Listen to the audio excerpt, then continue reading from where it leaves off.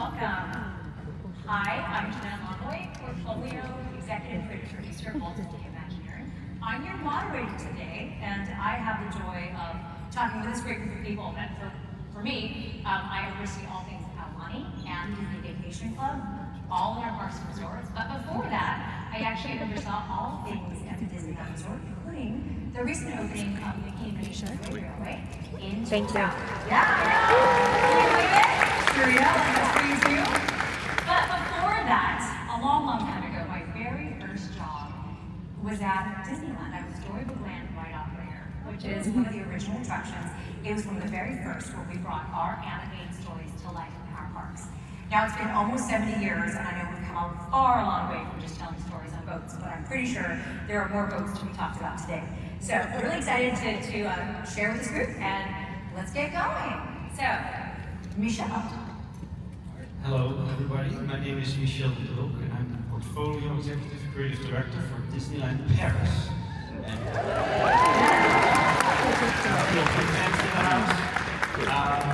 And working in that capacity on some exciting new developments, some of which are based on animated movies. But previously, I've worked on some projects. The first Disney project I've ever worked on that was built was Fantasy Fair here at Disneyland. A little expansion of Fantasyland just off the hub. And the latest project was World of Frozen at Hong Kong Disneyland. Good afternoon, everybody. My name is Sharita Carter, and I'm the creative executive producer. Currently for Tiana's Bayou Adventure at both Magic Kingdom and coming very soon to Disneyland. And prior to that, I was the producer on the Mickey's Runway Railway at Disney's Hollywood Studios. I also am I provide leadership for our producers worldwide at Imagineering.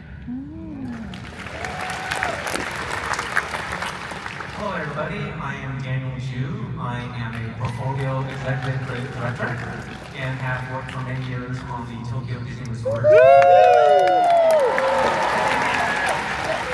I've had the honor to work with the Walt Disney Animation Studios on projects such as Enchanted Tales of Beauty and the Beast, Happy Ride with Baymax, and most recently, Fantasy Springs.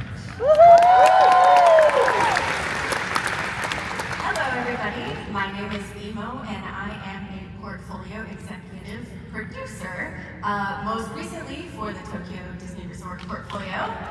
And now I am here at the Disneyland portfolio. So excited to be here. I have spent many years with Imagineering working with our studio partners on the Beauty and the Beast ride, the Baymax ride, and other areas such as Cars Land. Excited to be here with everybody. Hi everyone, I'm Justin Schofield. I'm an executive creative director. I worked on Shanghai Disneyland's Camp Discovery ropes course, and also most recently the Zooptia expansion at Shanghai Disney Resort. Hi everyone, I'm Roger Gould. I'm the creative director of Creative Legacy at Walt Disney Animation Studios. I started Disney Animation 30 years ago, and 20 years ago started working with Imagineering full-time. And I've had the amazing opportunity to work with all these talented and extraordinary people. And you're all asking, what is Creative Legacy? Well, it's a team that I lead at Disney Animation that collaborates with Imagineering wherever our characters and stories appear throughout the world. And there's a long legacy of that. You know, it started with Walt's earliest Imagineers like Mark Davis, Mary Blair, the extraordinary Claude Coates. And we continue that legacy of our animators working directly with Imagineers to bring our stories to life in ways big and small. And why? It's because everyone at the animation studio loves the Disney parks. So when Imagineering calls and says they want to bring one of our stories to life, we get super excited. And Creative Legacy's focus is to collaborate with WDI to help make all of our park experiences feel like natural extensions of the films. The range of projects that we get involved with is extraordinary. From lands like a Belle and Beast Village and its castle in Tokyo, attractions in all many extraordinary ways. And it's all about connecting the filmmakers with the Imagineers, like Michelle here with David Wormsley, production designer of the Frozen films. Well, as we'll discuss today, we often create original animation for our attraction at nighttime spectaculars using in both traditional animation and 3D animation. And as an animator myself, it's always exciting to bring these characters to life for these new experiences. One of the wonderful things we get to do is actually model our characters, and now we can give those characters directly to WDI to bring them out in 3D and really make them feel like they popped off the screen. Meet greets are often one of the first ways that our film characters come to life in the parks, and our filmmakers are always thrilled to work closely on these and blown away by the attention to detail. So many different kinds of projects. Moana production designer Ian Gooding helped the Epcot Journey of Water team capture the spirit of graffiti. And we collaborated with Disney Live Entertainment on parades, on stage shows, with the Disney Cruise Line, with the hotel teams, in restaurants. In fact, Dallas Palace in the film was actually inspired by this building in Disneyland. So this is a fun full circle moment. With topiary and so much more. In whatever way we bring our characters and stories to the park, it's all about collaboration, which is what we're here to celebrate today. And these Imagineers are just such a joy to work with, and truly a privilege for me. Collaboration is key. I know that many of you haven't yet had the opportunity to experience firsthand the amazing projects we're referencing. So I'd love to hear, all of us would love to hear, a brief overview from each of you on your projects around the world. So Michelle, let's get started with you. Take us through the world of Frozen in Hong Kong. All right, I'd be delighted to take you through World of Frozen. Is there anyone that has made it to World of Frozen already in the audience? Out there? Great. So, World of Frozen in Hong Kong Disneyland, a project that will always be dear to my heart. It's a wonderful project to work on. And, you can see Elsa's castle there from the film, and we translated that castle into this one that you see in the land. It's the first fully immersive land based on Frozen that opened in our parks, and it's just a wonderful place to discover and do everything that it has to offer. As you walk into the land, it's all based all the way at the located at the end of the park, at the back of Fantasyland. And as you make your way there, you see that the land actually is divided in two areas, a forest area and a village area. And right in the center of it is this very beautiful grand lake. At the very end is the castle. And that lake kind of serves as a reflecting pond, especially at night when the castle is uplit, it beautifully reflects in the water. So on the left-hand side of the lake is the village area. There's a lot of great things you can explore there. There's the beautiful architecture, charming facades, and some of you might know that Hong Kong Disneyland's design, Main Street, is based off of Disneyland. So it has like a smaller, like almost dollhouse scale to it. So we really paid attention to that for the design of the lands in this park. So the really disarming village there with some very recognizable icons from the film scattered around. Like, for example, the fountain, Friendship Fountain. This is a beautiful statement in the center of the village. And if you stay until after the sun has set and it's dark, it comes to life at night, accompanied with music and lighting. We have the clock tower. The clock tower was first featured in a short called Frozen Fever. So we created that in our land as an icon. And then, of course, no frozen land can be complete without an Elsa's ice palace on top of the North Mountain. As you make your way through the village, there's a lot of charming spaces you can, explore, like this restaurant here, the Golden Crocus Inn, best restaurant in town. So if you ever make it there, make sure to eat something here. And the food is so good that Anna and Elsa even have their own dining room, a royal dining room here in the restaurant.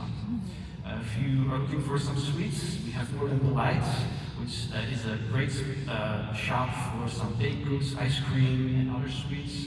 And we have this wonderful merchandise store. It's actually the toy store of Arendelle.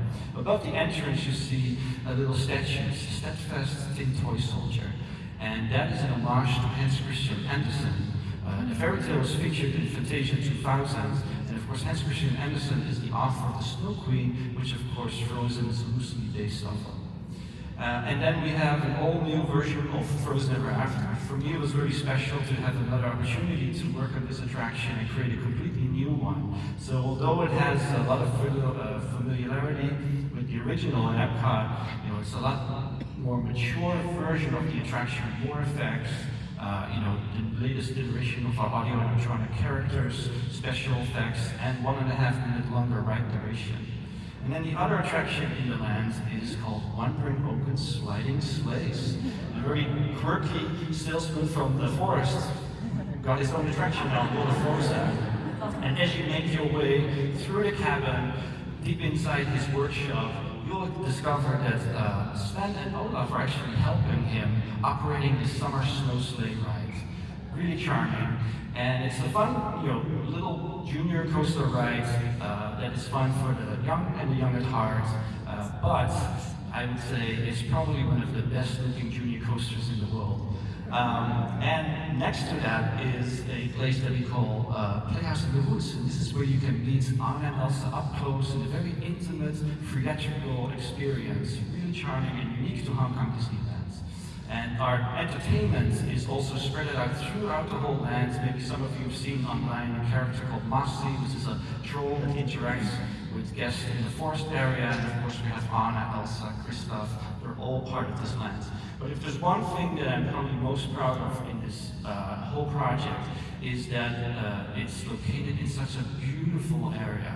Hong Kong Disneyland is the only Disney park that has a mountainous backdrop, and we took that to our full advantage in designing this land. And I might talk about this a little later on and go a little deeper on that. But that's, when you see it, the layering that those mountains create is just absolutely stunning. So, pretty happy with that. Yeah, awesome. We're gonna do that. It's pretty amazing.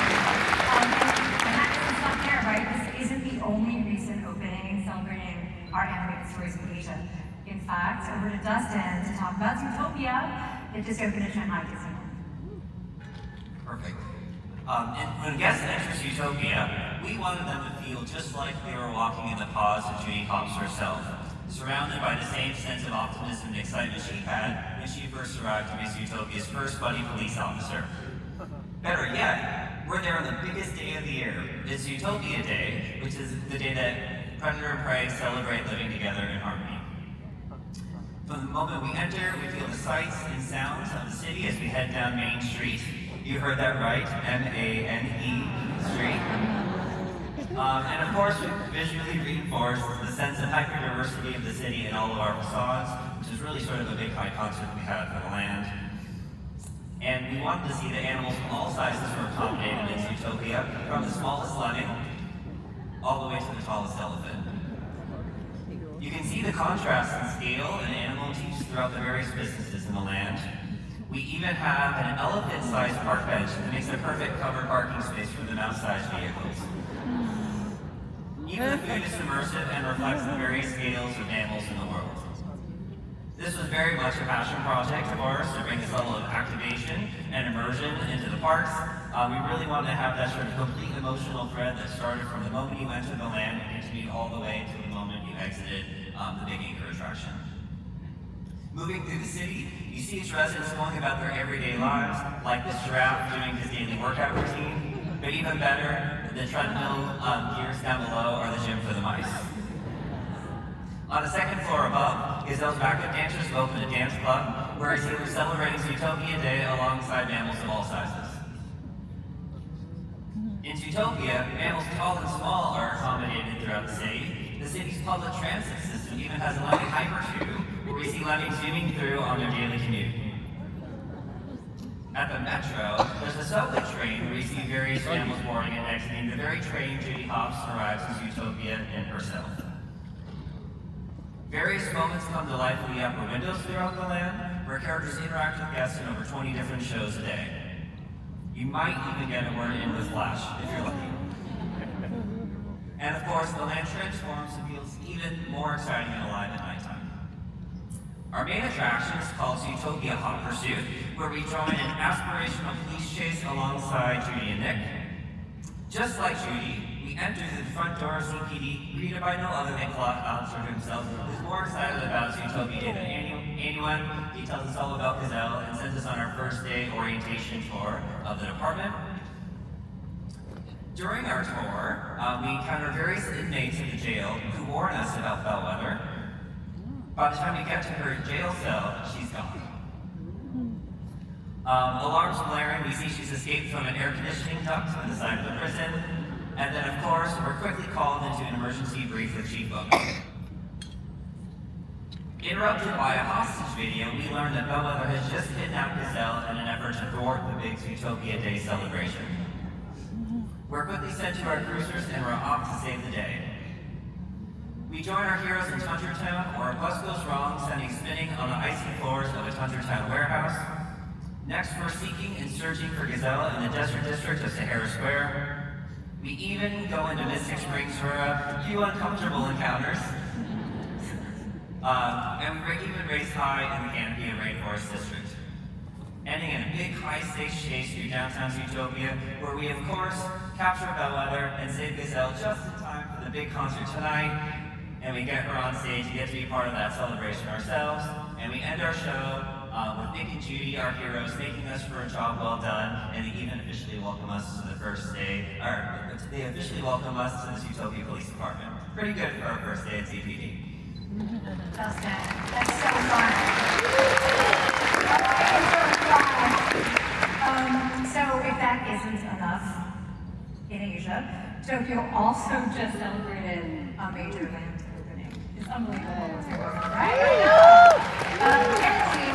We both oversaw this incredibly large land, one of the largest ever built by Walt Disney Imagineering.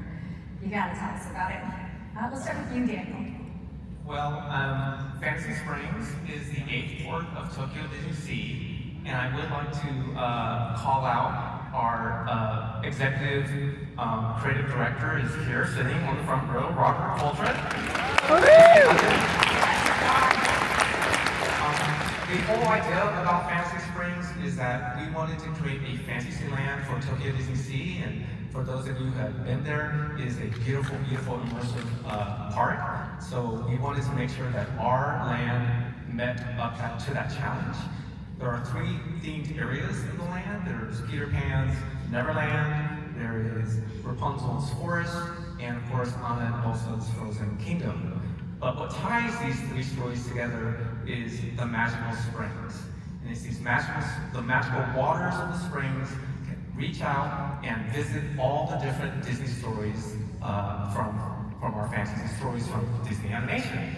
And so they can bring them together, and they have carved the rockwork, molded the pools into these stories. So we're able to celebrate many, many different stories of Disney animation in these pools. There's, of course, Peter Pan, Rapunzel, Anna and Elsa, but then there's also Pocahontas, there's Bambi, there's Alice in Wonderland, and many of our princesses are represented in these beautiful, beautiful pools. And at night, they glow and have a sparkle that is really quite magical. I hope that you all are able to go out and visit Fantasy Springs. But one of the bigger areas of the land is Peter Pan's Neverland. And of course, in Neverland, you have the volcanoes, you have Captain Hook's ship, you have Skull Rock. The Lost Kids had a Lookout Cookout restaurant for you to dine in, and there are 2 major attractions there. The first is Peter Pan's Neverland Adventure, and in that attraction, you find out that the Lost Kids in their hideout have discovered through Peter Pan and Tinkerbell that Captain Hook has captured John Darling, and so it is our job to help them save John Darling. So we gather into our boats, we join the Lost Kids, we help them get ready, and we go off on our adventure down the river. But of course, with a little bit of pixie dust, we're able to fly over Neverland and not just float through Neverland. So we fly through Neverland, we find Captain Hook's ship, and we help to save John Darling. But we then take the Darling Kids home to London, where they can be safe and sound for another day of adventure. We then fly with Peter Pan past the second star to the right, back to Neverland. It is really quite an amazing attraction that I hope you all get to experience someday. The second attraction in the Neverland area is Fairy Tinkerbell's Busy Buggies, where you get to shrink down to the size of a fairy. And in that world, you get to experience all sorts of found objects that have been drifted onto the shores of Neverland. And Tink asked us to help her in her delivery service through Pixie Hollow. So we get to visit Summer Glade, Autumn Harvest, Winter Woods, and finally Spring Valley, all in Pixie Hollow. And we end up meeting Cheese, the mouse.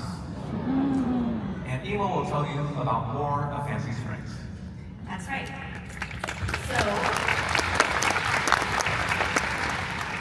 another area of Fantasy Springs, as Daniel mentioned, is Rapunzel's Forest. So in this area, we get to travel alongside Rapunzel, Flynn, and Pascal to the Lantern Festival. But before we go there, let's take a look at the Snuggly Duckling Tavern, where guests can have a meal in this hangout for the thugs from the film. So after the film, we get to see that inside the tavern, the spaces that the thugs have put together to explore their dreams. You know, they sing that song, I Have a Dream. And you can see in this example, the piano here, that Hookhands practices on to become a concert pianist someday. Big dreams. In this room, Rapunzel has been quite busy painting a mural that depicts all of her friends and family, and you can see all throughout the space, there's joyous painting details on nearly every surface. Over at the Lantern Festival, we can board a boat to head towards the festival. We start in the queue area, and we can see the boat builder's preparations for the festival, where he has offered us a boat to head out to that festival. Along the way, we first find Rapunzel singing in her tower. She is leaning out the window wondering, when will my life begin? And across from her, we see Flynn kind of hiding from the palace horse Maximus, but he's also curiously noticing Rapunzel in the tower. So they're a bit apart, and throughout this attraction, we find them growing closer together. So as we get deeper into the forest, Rapunzel now, down from her tower, is swinging around the tree, having her best day ever. And one of the cute details of this scene is Pascal is kind of at the bottom of the scene, looking up at her, and his eyes are going in multiple directions, trying to follow her around the tree, as Flynn is just kind of like, what is this girl all about? As we go a little bit further into the forest, we see Rapunzel use the healing magic of her hair with the incantation to heal Flynn's hand after he's gotten hurt. And that magic ties us together with the rest of the land, actually. As we get into the Lantern Festival, we see that Rapunzel and Flynn have grown even closer together across this adventure, and they begin to sing together, probably in one of the most romantic scenes we've ever created in an attraction. The overwhelming feeling of romance is actually tangible, so much so that we know of two, not one, but two marriage proposals that have actually happened in the attraction since we put it together, and they were both successful. They both said yes. So it must work. Let's head out beyond the forest over towards Frozen Kingdom. It is springtime here, and we find ourselves in the Arendelle Village, complete with the flower market that we see in the film.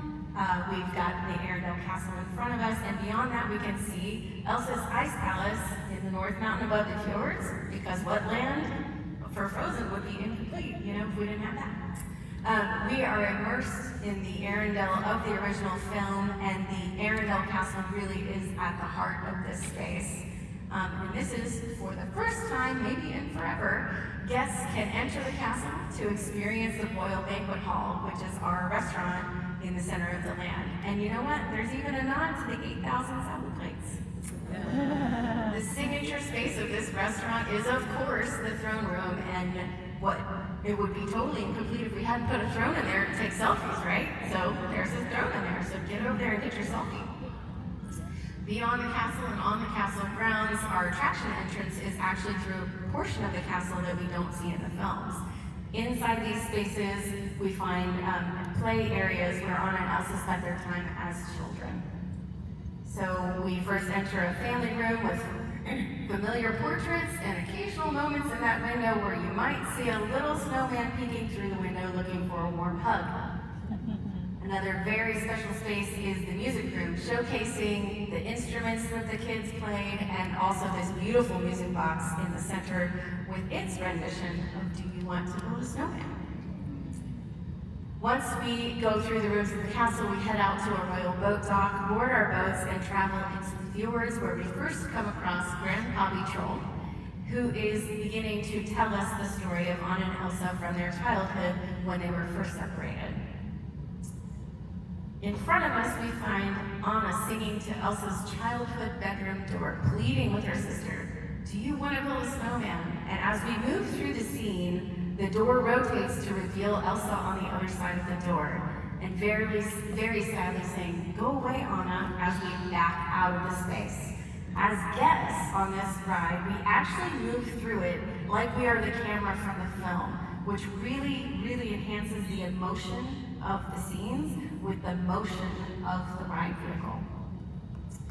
As we travel further into the story, we see Anna singing to the portraits in the portrait gallery with Elsa preparing for her coronation. And this is a unique scene where we can back through the portrait gallery and into the space where Elsa is standing and actually see both girls singing their part of the story as a combination. Along the way, guests relive the connection of Anna and Hans singing "Love is an Open Door," and then into this scene where Elsa literally loses her cool, which transforms the scene with her angry ice magic as she denies the request to support their request to marry. Then from there, we see Elsa climbing the North Mountain as we climb beside her in our boat, and she is discovering the true power of her ice magic. She begins to sing "Let It Go," and then this song culminates in a space where we are in the heart of the ice palace as she builds it around us. And we back out, the doors close in front of us as she finishes singing "The Cold Never Bothered Me Anyway." Boop, doors close. We travel back down the mountain and in time to that magical moment when Anna, frozen from blocking Hans' sword and his strike towards Elsa, she literally thaws before our eyes because, of course, true love has in fact thawed a frozen heart. The finale of this attraction celebrates the true love of these sisters with all of their new friends and townspeople, even a baby reindeer enjoying the celebratory ice magic and skating through the Arendelle Castle courtyard. Wow. Thanks, Tiana. So, if you needed any other exclusive reason to go to our Asian parks, this is a good reason, or if you want to propose to New York, right? Now, over to our domestic parks, where we actually have a lot to talk about too for our very last project we're talking today. Shreya, what can you tell us about our newest attraction, Tiana's Bayou Adventure, which just opened at the Magic Kingdom and will hopefully open here later, Disneyland. Yes, well, it was 15 years ago when the Princess and the Frog animated film introduced the world to Princess Tiana. And at the end of that film, Princess Tiana, she recognized and realized her dream of owning her own restaurant. She married Naveen, and she became a princess. So that's a great, wonderful setup for a next chapter story. So Tiana has continued her culinary pursuits, and she has started Tiana's Foods. And it is an employee-owned company. And because Tiana's Foods is doing so well, and it is Mardi Gras season, Tiana and Naveen decide to throw a big party at their mansion, and absolutely everybody's invited. But there's one problem.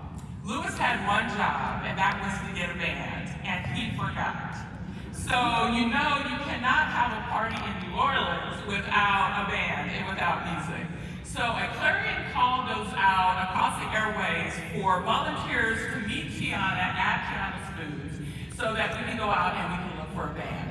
So as you arrive at Tiana's Foods, you'll get to go through the queue line, and you will get to see the things that motivate and inspire Tiana. Community, family, friends. You'll also see nods to what you'll be experiencing in the ride itself throughout the attraction. There are Easter eggs that point to the film. You'll get to see some of the product that Tiana's Foods provides. And I know our merchandise folks are really happy with us about that. You'll also see some letters that have been written to Tiana, and there's even a nod to one of the animators who animated Louis, Eric Goldberg, in the queue line as well. So as you go through the clue line, you're going to want to keep your eyes peeled because there are so many things to discover. And once again, we get to see Tiana's love for her family. We see the Eudora has continued her story as well. And I know here at Disneyland we have Eudora's Shoe Boutique. I hope some people have checked that out so far.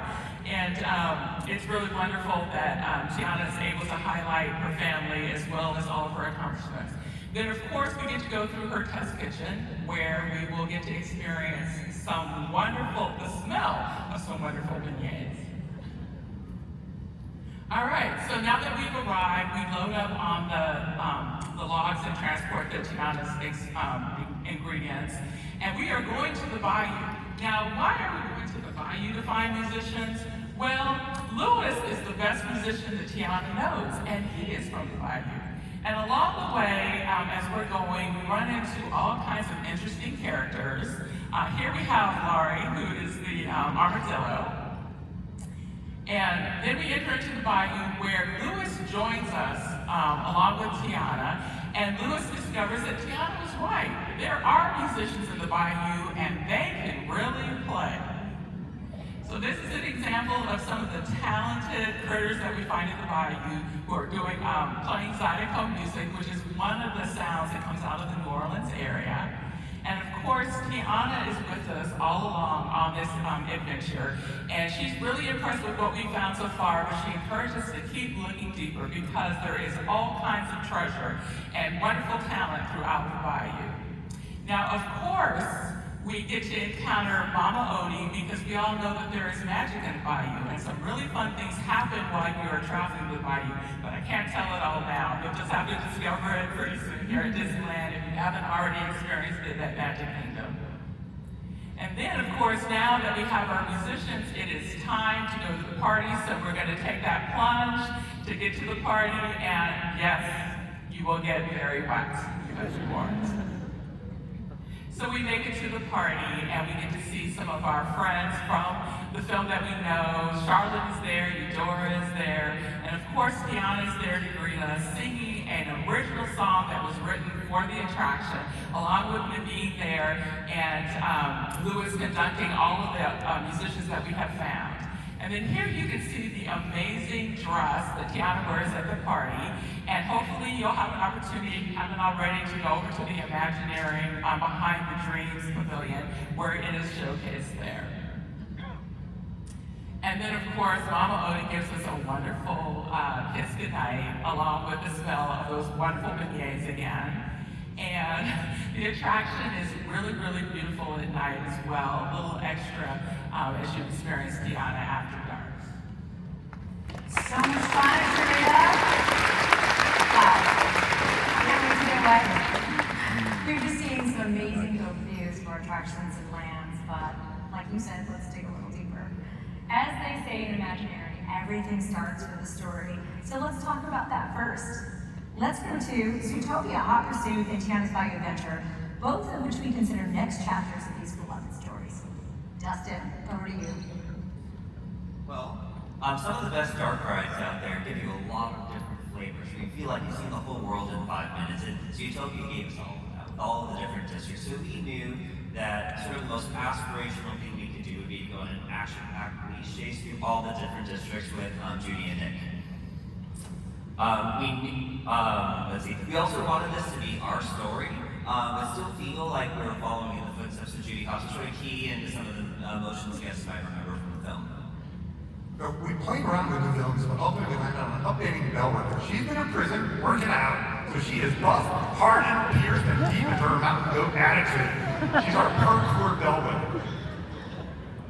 Okay, and so as we were preparing Tiana for her next adventure, we were able to work with the Animated Studios and an amazing concept designer to come up with 2 new looks for Tiana. Here you're seeing her adventure wear, as well as her beautiful gown that she wears at her party. So for those of you who are into cosplay, you're welcome. In our story, we find out we are celebrating the band of Bayou, and we have the opportunity in this next chapter story to really create over a dozen new characters, critters that you will find in the Bayou. They all have their own names and their backstories, and they were designed by one of our concept designers, Laura West, and she consulted with Eric Goldberg as well, and so we're really excited to bring these new and fresh characters to our guests. And then, of course, we've got, here's how they look at the attraction, a number of them. And then we also have a number of our new frogs that we have brought to life. And you'll notice they have very interesting instruments. Our frogs and our critters have gone through and they have created their own instruments through found objects and things they found in their own environment, as well as a few man-made things. And here we have our frogs in the attraction. And if you think they're looking at you because they know something that you don't, they do. You make it look all so easy, but that's not the whole story, is it, right? Let's talk about the challenges, right? What are the biggest challenges of creating a real dimensional land that's different from creating stories for film and television? Let's start with you, Emo. Well, in the theme parks, these are real places and spaces that we have to be able to walk into. So our guests are able to spend a lot longer in these spaces than maybe the time they spend watching a film. So they can explore areas that don't exist in the films. So oftentimes we have to create buildings that weren't necessarily a part of the film to help convey the story. For example, how do we get guests onto a boat journey to a lantern festival? Well, we created a boathouse where there was a boat builder who provided boats for the guests. Yeah, it's really an extraordinary thing. The Ugly Duckling here, ever since Rapunzel reunited with her parents, they've been doing great business, so they need to expand to accommodate all of you who need there. And that meant, Rapunzel, who she sees a blank wall and she goes for it. She has been painting up a storm. So we had to create all these new original Rapunzel designs for both the expanded Ugly Duckling and actually this is the end of our boat builder journey. And in Fantasy Springs, Lookout Cookout, which is where the Lost Kids hang out, what would it be like? We needed to create a restaurant in Neverland, so we had to create an entirely different story of how the Lost Kids would pull together items that they found from shipwrecks and things that washed up to the shores of Neverland and create their own hideout where guests can now come and eat. It's not something we see in the film, but it continues the story of the Lost Kids. Yeah, in Hong Kong, the first time I went to Hong Kong and see the sites where we were going to build World of Frozen, I was immediately taken back by the beautiful mountains at the park, and I already hinted at that in my sort of intro. So the unusual situation that we had in Hong Kong was that one of the key aspects of the placemaking of the land was actually already there. Those mountains were already there. And that from that moment on was sort of a key driver to design the lands, and it was sort of the starting position. So when you look at the rendering here, you notice that the mountains in the front that have the snow on it, those are artificial mountains, right? Are man-made mountains that hide the facilities, the show boxes for attractions in the lands. But you can see that it's sort of a V-shape. There's the castle in the middle, and then it kind of tapers up to the highest point on both sides of the land. And that was very meticulously done to have those mountains in the back really speak to the total environment, to the experience. And that meant that we couldn't really recreate just the layout of the film as you saw it in the film. We really had to take the tools that the film provided us, the clock tower, the castle, some iconic architecture, but place them such so that when you look at the panoramic vista, so that the silhouette as the land as a whole, that everything sort of falls into place, that, with those mountains as a key player to create this enormous sense of depth. So there was a little bit of a different, design approach to really take something that's actually outside of the boundaries of the park and take it as a key consideration for your design of the lands. Thank you, Michelle. It really takes a lot of work and intentionality to do what we do, right? And so Imagineers are known for doing homework. So let's talk about research trips. We often do research when creating the feature animated films, and that is no different for Imagineers. Sometimes we take similar research trips to them. What are the things that you and your teams look for when you're on these trips? Okay, Roger, this is good for you. Well, when creating Frozen films, our filmmakers travel through Scandinavia, particularly Norway, and found inspiration in the landscape, the architecture, and really the spirit of the places that they visited. Yeah, and for the Frozen project, Roller Frozen, we had the pleasure to also go to Norway and kind of follow in the footsteps of the filmmakers. And it's really valuable because it's valuable to see what inspired them to make the movie and to integrate all the inspiration into placemaking and costumes. But for us it's also helpful because we need to create these areas, these facilities that are not necessarily seen in the film. So for example, here you see our restaurant on the right-hand side, the Golden Crocus Inn. On the left-hand side is the facades of Bergen. Bergen is a World UNESCO Heritage Site, city in Norway. A beautiful area. And you can see that the buildings on the left there, they kind of hug each other almost. They're attached to each other, but in the middle is an opening, it's an alleyway. They kind of built over the alleyway. And I thought it was really unique looking. So for our restaurant, kind of did the same thing. The buildings are sort of hugging each other. There's a central door in the middle. And because it was such a nice idea to do that, actually the color scheme is based on Anna and Elsa's coronation dresses from the film. So Anna, of course, yellow and green, and Elsa, the purple and the pink colors. Same for the interiors. We went to Norway and see a lot of interiors because we had all these charming warm spaces that we wanted to create for the village. So this is a beautiful restaurant in Norway, and this is the interior of the Golden Crocus Inn, with this beautiful staircase leading up to the royal dining room. When our animators had to design a rustic wooden cabin for Oakins, for wandering Oakins training post, they built this beautiful place. Yeah, and again, great things in Norway to see to kind of expand on that world, because we of course knew the cabin from the film, from the exterior and the interior as Anna walks in and meets Wandering Oakins for the first time. But we had to create all these other spaces as well, like the queue, there was a restroom building, restrooms, and it was located next to our cabin, so we created a new cabin for that facility. So it was really helpful to design this whole area and get some inspiration from real-life Scandinavia. And of course, the beautiful Arendal Castle was inspired by several real-world places, including the Morgan Stave Church in Norway.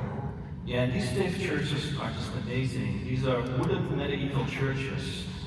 They are sometimes over 1,000 years old. And if you've ever been to one like this one here, this is a very iconic one, you visited one, you instantly recognize the smell because they smell like tar. They put tar over the woods for centuries to protect the woods, so they have a very iconic smell.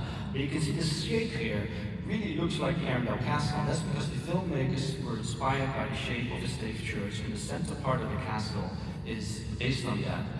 Our castle is based after the episodes of the two movies, so that means that Elsa's ice magic is on top of it.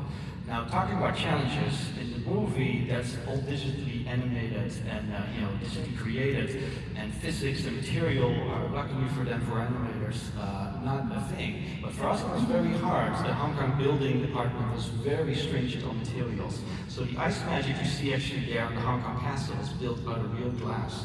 And you can imagine how fragile that could be because it's so thin. So we had to install it really carefully and make sure that Elsa's ice magic stayed as one piece for centuries to last, hopefully. Here's another shot from the film showcasing that moment when the gates are finally open and Anna is leading us on the bridge up to the castle. So we actually very closely replicated that in Fantasy Springs. We also had the opportunity to go visit some churches and buildings in Norway, same as the filmmakers. And this is actually St. Olaf's Church. No joke, that's the name of the church. And it was actually used as the inspiration of the room where Elsa had her coronation, and we used it for one of our dining rooms in the Arendal Castle. Likewise, last time I checked, there are no fjords in Tokyo, so we spent a lot of time traveling through fjords and really paying attention to the mountains and the shapes and how the water ran down the faces, and we used that to inspire how we created the fjord to, as Michelle said, hide our showbox for our attraction, and it just feels just right when you go to Frozen Kingdom. And of course, back on Principal for Fog Directors, Ron Clemens and John Buster spent a lot of time researching in New Orleans. Maybe too much time, but they had a lot of fun. And we as a project team had the opportunity to build upon the beautiful environments that were created by the animators. Life Hikes, we spent a lot of time in New Orleans, and what we wanted to do, because New Orleans is a real place and it's a magical place, it has a rhythm, it has colors, it has music everywhere, we wanted to make sure that we were infusing the attraction and bringing that back for our guests to experience when they experience Tiana's Bayou Adventure. So we had an opportunity, had to take one for the team and go to Mardi Gras. But it was the very first time that I went, and I can tell you that there was nothing like it. I had never experienced anything like that. The energy and just the sense of community. And so we worked very hard to bring that and to place it as a part of Tiana's Bayou Adventure as well. And then of course, in addition to the food and the music and the colors of New Orleans, something that is very special are the people. And that's something that our project team had discovered as we got to talk to people in academia and museums. Every place that we went, people opened up their hearts and their minds and were so happy to share what makes their city really special. And we had the privilege of working with the Chase family. Now, I know many of you probably know that Leah Chase was one of the inspirations of the filmmakers for the character of Tiana. And so unfortunately, we lost Leah back in 2019. However, her daughter Stella is now in charge of the restaurant, and there are 5 generations of the Chase family that are keeping that legacy going. And so we felt like we got to see into Leah's life as well as build upon our next chapter story for Tiana as we got to know Stella and her wonderful family. In addition to that, in addition to wanting just to extract everything that we could from this city, we had a wonderful opportunity to collaborate with a number of local artists and artisans. We thought that was very important, especially those who were touching things that would be guest-facing that you as guests would experience. So we collaborated with an artist, Shrika Mate, who did some wonderful inspirational pieces for us. And we were also very excited to be able to collaborate with Daryl Reeves. He's a 3rd-generation blacksmith artist, and if you go to New Orleans, you'll see how important, how prolific wrought ironwork is throughout the city. And so to be able to work with somebody who had a hand in a lot of what you see in the city was really special. He did a weather vane for us that you will see on top of the mountain as a part of the experience. And then finally, we did have an opportunity to work with a muralist who was from an area right outside of Baton Rouge. So at Magic Kingdom, there's some very large murals that greet you as you enter into Tiana's Foods. And they're going to manifest themselves a little bit different at Disneyland, but it was just a real treat, once again, to work with artisans to bring that sense of authenticity to our guests. Now, you all have made it very clear that you have to be inspired to inspire, and you have to have fun to help create fun. So no shame in going to Mardi Gras and having fun. I'm right there with you, Sharita. So we talked about story and research. Let's talk next about the talent. Could you talk about working with original film talent, whether English language talent or foreign language talent, to create these attractions? Well, regarding foreign talent, I want to make one point before we start. When we develop attractions such as Fantasy Springs or even Beauty and the Beast, we work on out the scenes and storyboards and maquettes, but ultimately, the final script, the real entertainment value had to be the Japanese script. And it's not a translation of the English script, it's written by Charlie Watanabe, our show writer, in Japanese with our Tokyo guests in mind. Well, yeah, there he is, the real Olaf. And if you see him walk through the land, there is no difference between him in the movie and the real deal. It's like having somebody, a little kid walking through a candy store and just being amazed by the bigger piece of candy and another bigger piece of candy. That's how he walks through the land. So it was amazing to have him there and meet the cast. There were a lot of giggles and laughter when they started to hear him, talk and hear his voice, because he has such a recognizable voice. But it's an honor to work with these people and that they are willing to give us their talent. So we were lucky to have Josh and others on board Frozen, and very lucky that he was able to visit the lands and meet our cast. That was really a joy for them. It's so fun getting to work with all the incredible voice talent from all these different films, including the original Chinese of Zooptia, Fun fact, Zooptia is still the most successful Disney animated film ever released in China. And the thing that I love about recording our voice actors in Mandarin, Cantonese, and Japanese, all languages that I don't speak, is that emotion is universal. We always have a local director, but it's incredible to be able to give an actor an emotional note, give you more surprise, or angrier, or happier, and hear that same emotion coming through in whatever language we're working in. It's really amazing to hear these characters come to life in every one of these different languages around the world. And of course, we couldn't have Zooptia ride without a quick cameo from Flash. The fun of Flash is he speaks painfully slow and takes forever to finish the line. So in our ride, Winnick and Judy are stranded in a rainforest district. Who do they call for backup? No other than Flash, 100-yard dash. And we have to share this clip of our amazing Flash actor, Tenjin. The moment he starts acting, he becomes Flash, and everything slows down, even as he's excitedly saying, "We can't let her get away." 不能让他跑掉。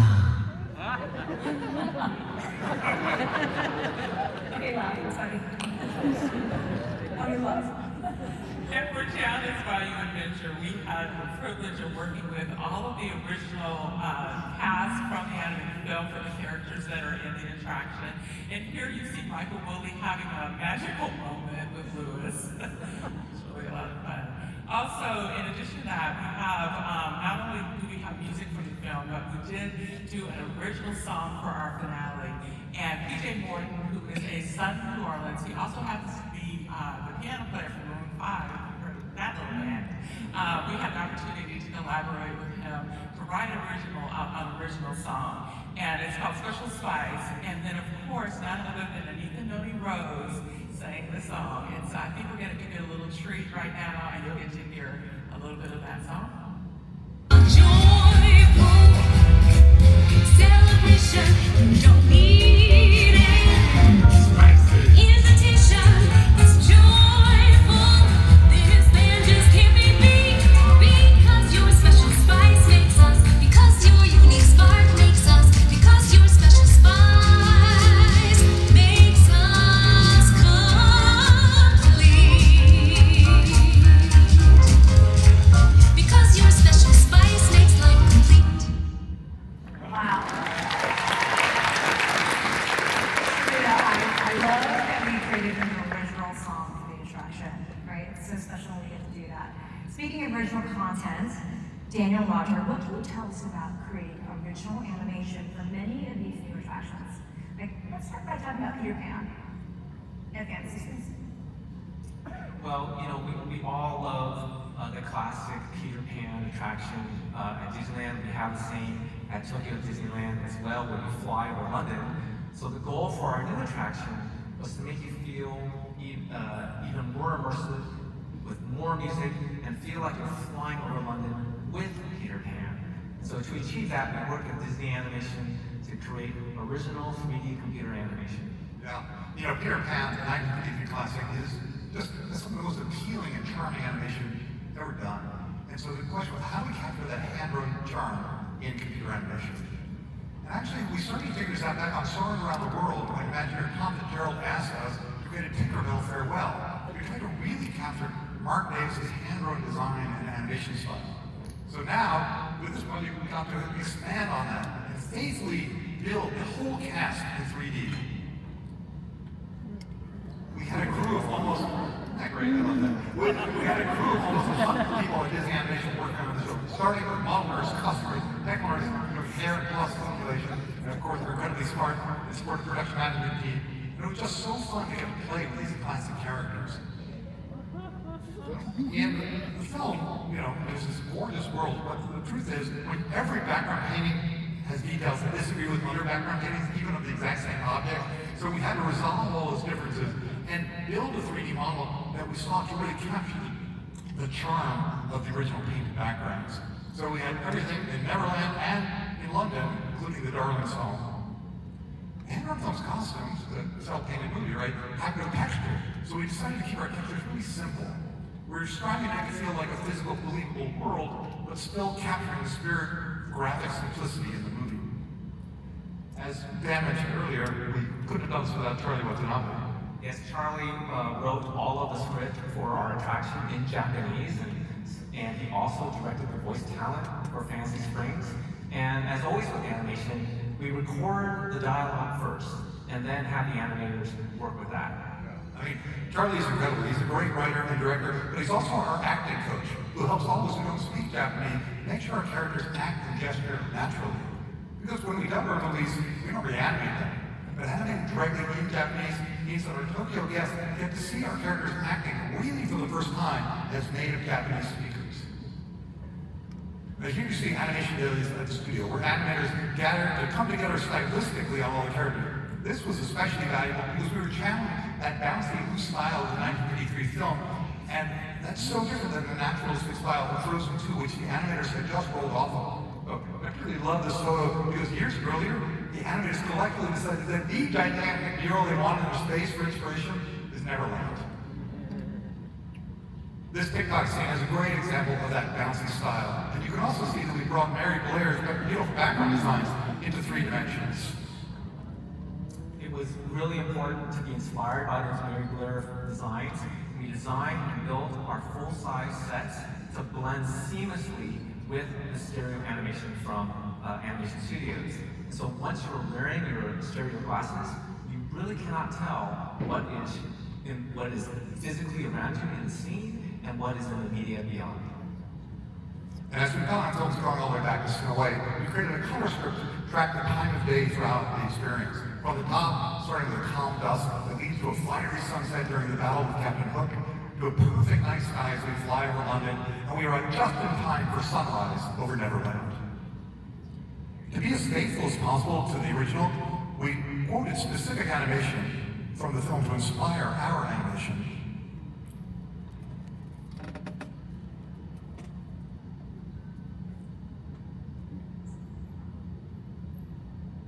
We got to watch this movie a lot. And so now we're going to play the final. Yeah, and as you watch the final animation, the things that you aren't experiencing here in this room is that your ride vehicle has a motion base that is well synchronized with the camera, and you're watching it all in 3D. You know, all of which took years of iteration to get right. And story-wise, we as guests are part of Peter's crew, recruited to help rescue John. So you'll see about 2/3 of the way through this, our flying boat, our ride vehicle, we bumped into a yellow-shirted pirate to knock him over.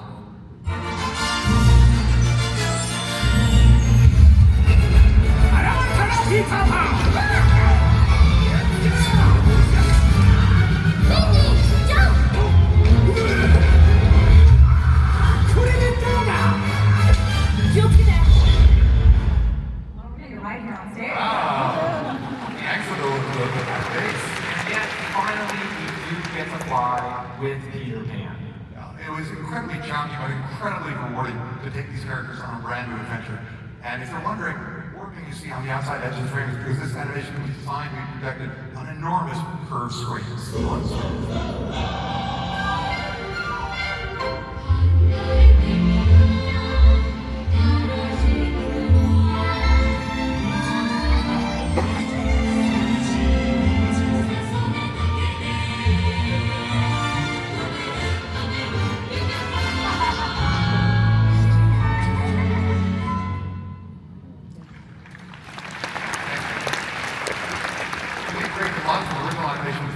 As well. You know, for our animators who worked on the movie, this was like spending time with old friends, and for the newer animators, it was like working with celebrities. Throughout the attraction, we mixed audio animatronic figures and animation. We really wanted to blur the lines between physical sets and digital, and we knew our chase story would require characters to move quickly through these scenes. This is where we leaned into integrating digital characters into dimensional environments. They aren't bolted to the floor like our audio animatronics.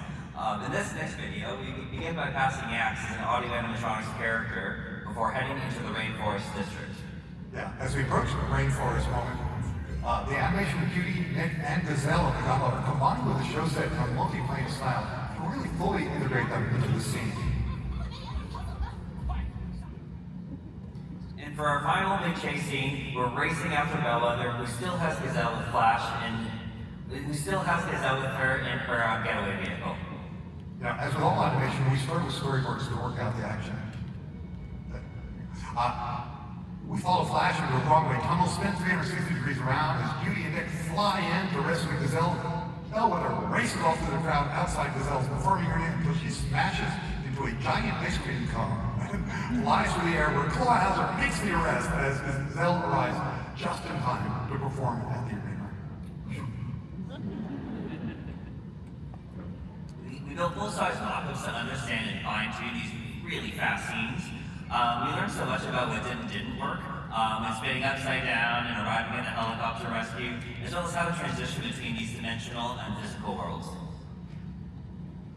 Here's the second half of that chase as Bellwether races through the crowd, represented by these blocks outside the arena. We first animated the central action, the camera, Bellwether, and the key animal she startles. To work this out, we made about 7 major versions of the camera and Bellwether paths. Our team animated 58 new crowd data with over 15 minutes of animation to populate the scene. In all, we animated 13 hero characters, 417 choreographed background characters, flying slushies, popcorn, ice cream, a helicopter, and 1 pig. There were going to be 2 flying pigs, but I know when to simplify.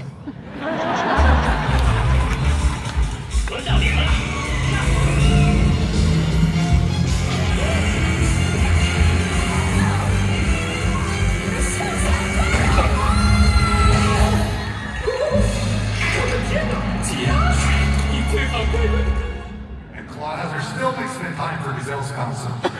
Very cool. So we just talked about animation helps bring our beloved stories to life, but let's go further even with audio animatronics. How does Imaginary work together with animation on these figures? Emo? Well, in Fantasy Springs, Frozen and Rapunzel are chock full of audio animatronic characters. They are literally everywhere.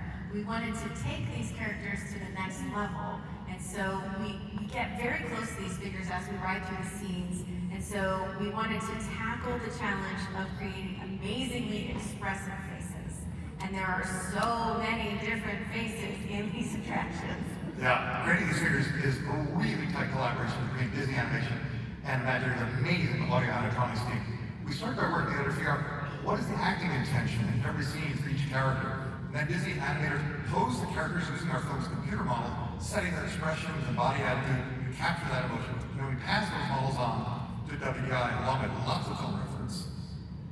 And then beyond just the mechanics of the animatronics, we also look at their costuming, and we work directly with the film's art directors to understand the design intent behind every fabric choice, every embroidery detail, jewelry, hair, everything.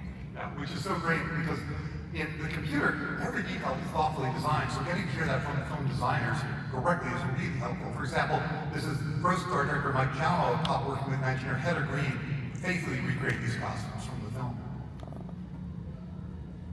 And there's a tremendous attention to detail that everyone puts in to capture characters' skin tones, makeup, costumes, and intricate hairdos, both for our Frozen and Rapunzel attractions. But even Rapunzel can have a bad hair day. We don't think. Creating what we lovingly called Rapunzel's hair tornado was a crazy challenge. We went back to Disney animator Glenn Keane's original film notes on how to style and animate her hair. Our Rapunzel finale then takes us to the Lantern Festival with Flynn and Rapunzel falling in love. So how did we set up that finale? Well, we started the design with a model to map out the whole scene with not just Rapunzel and Flynn's boat, the lanterns, but also other ships and how our ride path wanders through that scene. Yeah, these figures are an amazing collaboration with such a wide array of disciplines. I mean, mechanical, electronic, robotic engineers, costume designers, seamstresses, embroiderers, jewelry makers, hair designers, programmers, and animators.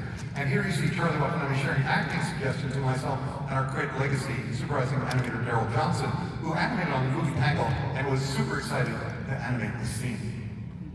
Just as we shared digital models, the audio animatronic performance now starts with animation on the computer. These computer models exactly match the mechanical consideration and limits of the actual figures. As you'll see here, once we've completed the virtual animation, that data is transferred to the audio animatronics. 今夜は星空の下霧が晴れたようにやっと見つけた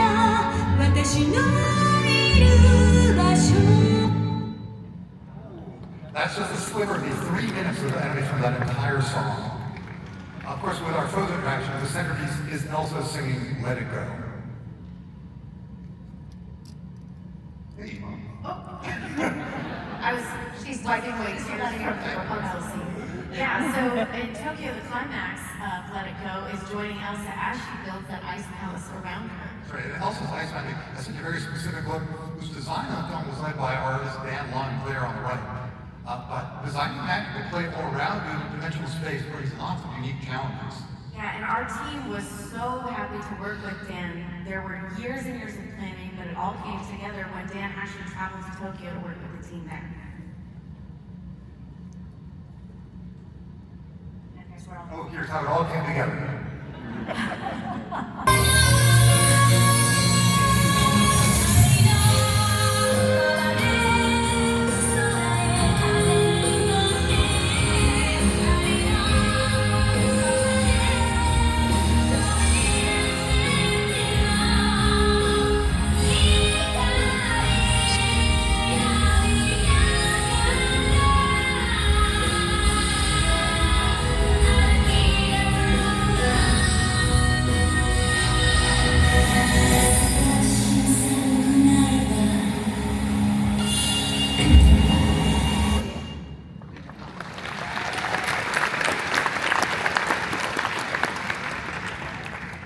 Zooptia, the process was very much the same, but instead of princesses and queens, we had water buffalo, cheetahs, foxes, rabbits, and even gazelles. It's always great to step right into a scene from the film like on this briefing room. A Disney animator puts Boba's expression and body and pass it on to WDI. Yeah, Boba's this towering, intimidating figure, and we spent a lot of time getting him just right. He stands over 8 feet tall, and really makes you feel as small as Judy did on her first briefing. And the briefing is interrupted by Bellator's kidnap video, and then Judy and Nick calling out. 杨局长，我们知道范绵羊在哪儿了。什么？在哪儿？白掌鱼管头公司。把所有警员都派到冰川镇。万一他们搞砸了，你们俩要负责。现在上警车。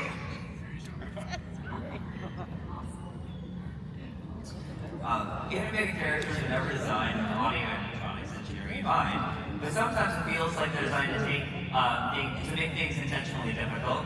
Great example, Gazelle's slender neck, skinny arms, and hips that don't lie also presented many challenges. You know, she's a superstar performer, so getting details right was so important. And then capturing her energy and creating her linear skirt and fabric simply celebrate that big movement. She wraps our adventure performing her signature song along with her tiger backup dancers and her biggest dance in the front row. Like Claw has her dancing while still holding on to the bellwether stuck in the giant dome.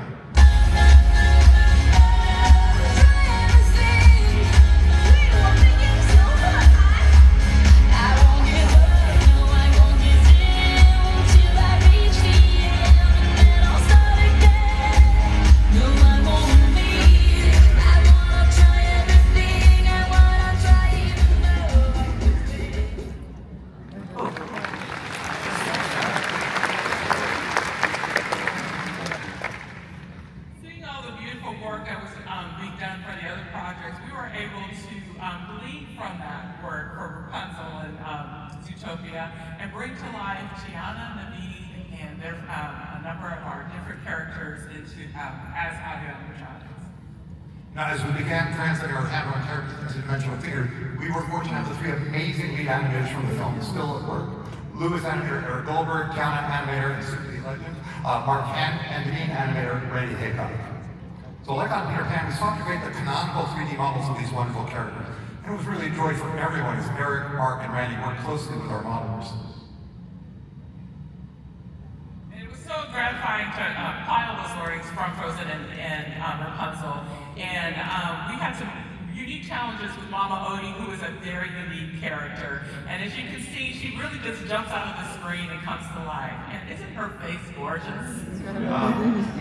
She is amazing. You know, we talk a lot about collaboration, but I really want to point out that collaboration is not a lot of people working on a project. It's a lot of people working together, bringing their unique and special talents and experience to create something magical that none of us could do alone. And then, of course, there was a magical moment where Jennifer Lewis, who voices Mama Odie, had the opportunity to accompanied me here in the space. And I know a number of you have seen the video online of her just having that wonderful moment with Mama Odie. And then it was also very important for us as, we look at Tiana, who is with us on the adventure, leading the way. We wanted to make sure that she was really connecting with us. And so the approach that we took for the animatronic figure was that she would connect with us, she would look at us, because she is with us on this adventure. And with Nika Rose's amazing performance of the song, W.I., Body on Front, and Jessica Badger did an incredible job bringing Tiana to life. But what's even more remarkable is when you realize that Tiana shared most of her engineering with the Elsa figure, but she made her truly unique. Celebration, you don't need it. Invitation, it's joyful. Now everyone can see your very special spice makes us complete. Okay, so we're going to story, research, talent, music, animation, and audio animatronic figures. And it's now time to talk about the end product. I know firsthand that this is the most fun moments for Imagineers to end the project and start sharing it with friends and colleagues. What's that like, everyone? Let's get into it. Well, we had the opportunity to bring the Frozen writer, director, and Disney Animation Chief Creative Officer Jen Lee to our project site, where she got to take a look at all of the beautiful things in the Fantasy Springs project. And honestly, when she came into Frozen, the first scene with little Anna knocking at the door, she literally collapsed in tears at seeing her story brought to life for the very first time. And opening days with our international parks, especially in Japan, it's very rare to get team members together because we all, live in other parts of the world. So it was really, really special to share opening day with so many team members, some of whom came from the United States to experience that. That was really wonderful to experience. We did get to walk the land and ride the attractions with our leader, Bob Iger, and it was really, really wonderful when he said to us that the land nearly brought him to tears after walking the land. So that was really a special compliment. Yeah, and of course, when you see the first guest enter the land, that's always a very emotional moment, see those reactions. But I was really glad that we were able to celebrate our achievements also with the WI team, the Walt Disney Imagineering team. A lot of them on Frozen were actually in Hong Kong, so that was a great moment. We also had the executives come over for the grand opening of the land, so that was another highlight. And Jennifer Lee, following a certain pattern, I think, because she also teared up pretty much, for quite a long time. During her visit in the land. And for me personally, it was great to have my parents, fly over all the way from Europe to be at the grand opening. So, it's really special to have that and have them see what their son was up to for 7 years. After 7 years of working on Zooptia, it was just, so incredibly humbling having guests in the land. We really designed it specifically for the Shanghai audience. It took everything we love about Zooptia and made it just work for that audience. And they've sort of taken the sense of ownership over since we opened. It's just really rewarding to see that. Oh, and of course, vividly remember the very first day we had guests in the lobby. There were actually cast members who were doing audio tests. And what I wasn't expecting was to see them all interact with Clawhouse. Everyone's off with their phones and looking at him and waving to him and sort of feeling like he was this real cheetah up there talking. And that's really what it's all about. It really was the thing that told us we'd done our job well. And it was an incredible treat being with Zootopia writer director Jared Bush, walking the land. As someone who dreamed up this world, he could not get over that the place was now real. And as we stepped into the lobby together, the first time he said, I remember writing, we land at the front desk and find Claw Loser, a pudgy cheetah cop, after eating a bowl of Lucky Charms cereal, and here I am standing in front of him, and the Lucky Charms right there. And the day finally came when we were able to bring to our guests in Magic Kingdom, Tiana's Bayou Adventure, with an amazing team that all came together with a common vision. And Carmen Smith, who is, I believe, in the audience here, our creative executive for the attraction, she and I had the privilege of hanging out at the exit queue. And of course, going along with that theme, there were a lot of tears, but there was also a lot of joy and a sense of celebration. And it was also really cool to be there when the talent from the film had an opportunity to experience it as well. All of them are characters in their own right, and it was just a lot of fun. Well, I just want to say that all of us at Disney Animation are so honored by the love and care that you all put into our stories. And I'm just so grateful and constantly impressed working with you all bring our stories to life in the park. So thank you so much.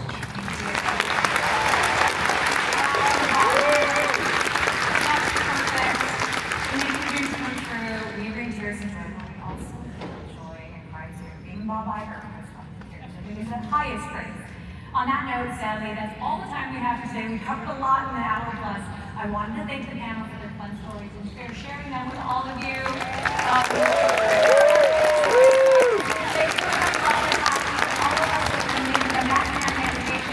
And we hope you enjoy what we created in our parks. But please make sure to check out the Imaginary Pavilion to learn more. And thank you, everyone, and have a great day.